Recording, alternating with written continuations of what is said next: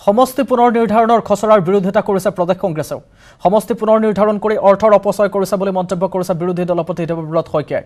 মুখ্যমন্ত্ৰীয়ে আন্দোলন কৰা দেখা নাই বুলি কৰা মন্তব্য দুৰ্ভাগ্যজনক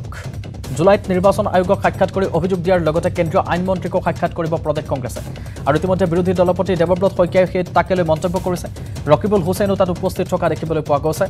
সমান্তৰালকৈ ভূপেন বৰাকো দেখিবলৈ পোৱা গৈছে আটাইকেইগৰাকী সংবাদমেল পাতি এই বিষয়টোক লৈ ইতিমধ্যে তেওঁলোকে মন্তব্য কৰিছে পুনৰ নিৰ্ধাৰণ যি খচৰা তাৰ বিৰোধিতা কৰিছে তেওঁলোকে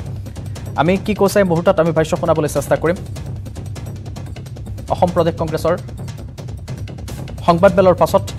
সমষ্টি পুনৰ নিৰ্ধাৰণক লৈ কৰা মন্তব্য শুনাইছো এই মুহূৰ্তত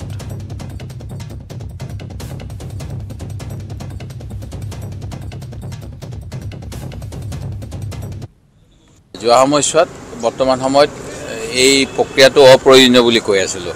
আমি অপ্ৰয়োজনীয় বুলি কোৱাৰ পিছতো আমাৰ ওপৰত জাপি দিয়া হৈছে যেতিয়া জাপি দিছে যে আমাৰ আপত্তিটো কৰিলেও আমাৰ আপত্তি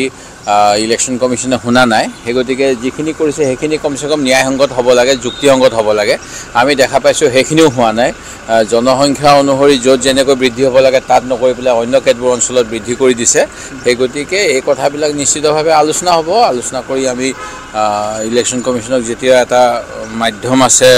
তেওঁলোকক অভিযোগবিলাক দিয়াৰ আৰু মুখ্যমন্ত্ৰী মহোদয়ে কৈ আছে যে তেখেতে ক'তো দেখা নাই কিন্তু যোৱাকালি মই দেখা পাইছোঁ আঞ্চলিক বাতৰি কাকতৰ এটা পৃষ্ঠা অকল প্ৰতিবাদৰ ওপৰতে ভৰ্তি হৈ আছে মুখ্যমন্ত্ৰীয়ে ইচ্ছাকৃতভাৱে বিকৃত তথ্য পৰিৱেশন কৰি আছে আৰু তেখেতে কিবা মানে কৈছে কোনোবা নেতা এজনক কন্দুৱাবলৈ তেওঁ ভাল পায় কিন্তু আমি ৰাজ্য এখনৰ মুখ্যমন্ত্ৰীৰ মুখত তেনেকুৱা বক্তব্য শোভা নাপায়